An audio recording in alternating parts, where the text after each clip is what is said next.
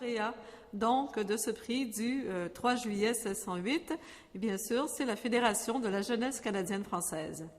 Depuis plus de 40 ans, la Fédération de la jeunesse canadienne-française porte les intérêts de la jeunesse d'expression française au Canada et contribue à l'atteinte de son plein potentiel, en augmentant les occasions pour les jeunes de 14 à 25 ans d'utiliser la langue française. Elle renforce leur sentiment d'appartenance à leur communauté et aide ainsi à développer chez eux une identité canadienne de culture française.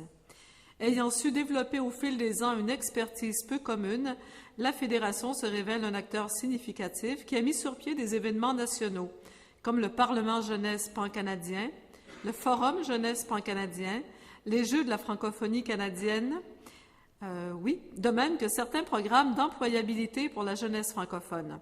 Son système de gouvernance par et pour les jeunes est d'autant plus intéressant qu'il permet leur épanouissement tout en considérant leurs besoins. En remettant à la Fédération de la jeunesse canadienne-française le prix du 3 juillet 1608, le Conseil supérieur de la langue française veut souligner l'importance de la jeunesse canadienne-française dans les communautés francophones en situation minoritaire, tout en saluant l'envergure du travail réalisé par l'ensemble des organisations membres vouées à la jeunesse au pays. C'est donc M. Alexis Couture, président du conseil d'administration de la Fédération de la jeunesse canadienne-française, qui vient aujourd'hui chercher le prix au nom de l'organisme. Voilà, approchez-vous, M. Couture. Messieurs, Mesdames, je vous invite.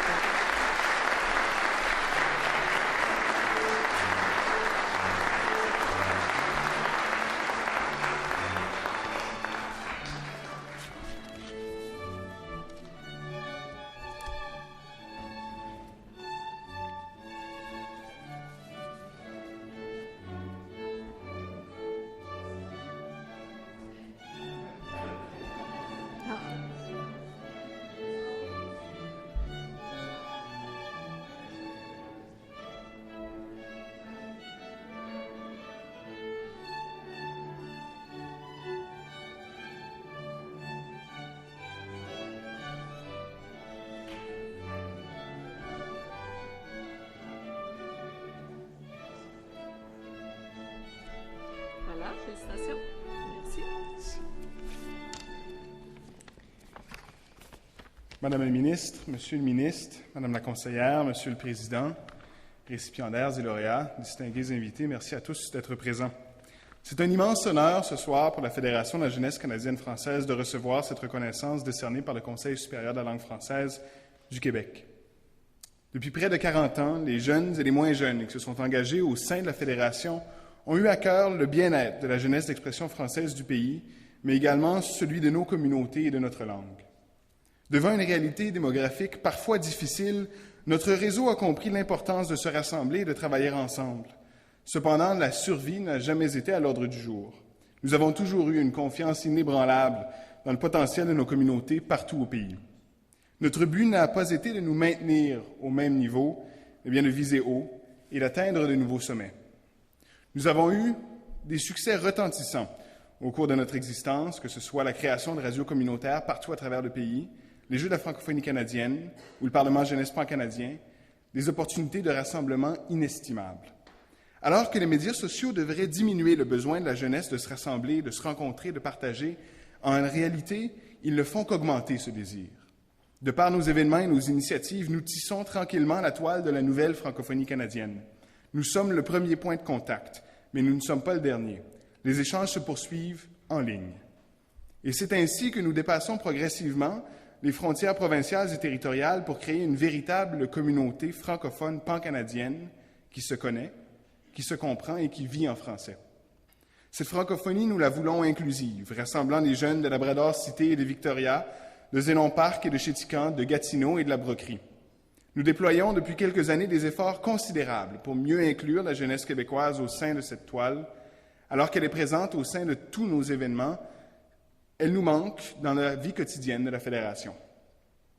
Au-delà de ces liens que nous souhaitons tisser entre les jeunes de partout au pays, nous souhaitons aussi leur permettre de prendre une place grandissante en éducation. Depuis quelques années, la priorité de la Fédération et de chacun de ses membres est d'assurer la présence de jeunes dans les instances décisionnelles de ce milieu. Nous croyons fondamentalement que cette présence est essentielle. On dit fréquemment que les jeunes représentent l'avenir. Bien que ce soit absolument vrai, il est tout aussi important de dire et de rappeler que l'éducation est le moyen pour nous de réaliser cet avenir. C'est avec un système d'éducation francophone de qualité, accessible et surtout qui répond aux besoins de la jeunesse que nous assurerons l'épanouissement de notre langue et de ses locuteurs. Pour ce faire, il n'y a pas de recette magique, pas de solution miracle. Il faut engager les acteurs les plus importants du système d'éducation, les jeunes. Nous sommes au centre de l'école, de l'université, du cégep ou du collège. Sans jeunes, ces institutions ferment leurs portes. Sans jeunes, elles stagnent. Et sans répondre aux besoins des jeunes, elles déçoivent. C'est pourquoi il est essentiel de donner à la jeunesse une voix au chapitre lorsque l'on parle d'éducation.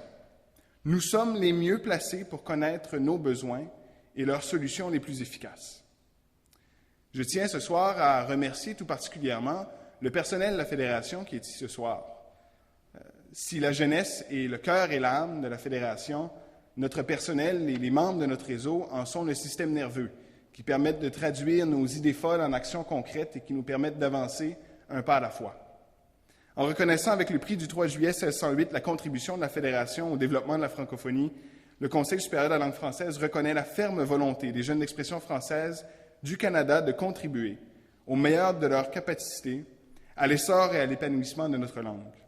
Depuis plus de 4 siècles, le français parcourt les terres d'Amérique et nous travaillons avec acharnement à ce que nous puissions encore l'entendre, l'utiliser, le vivre et l'aimer aux 4 coins de ce pays pour plusieurs siècles encore. Merci.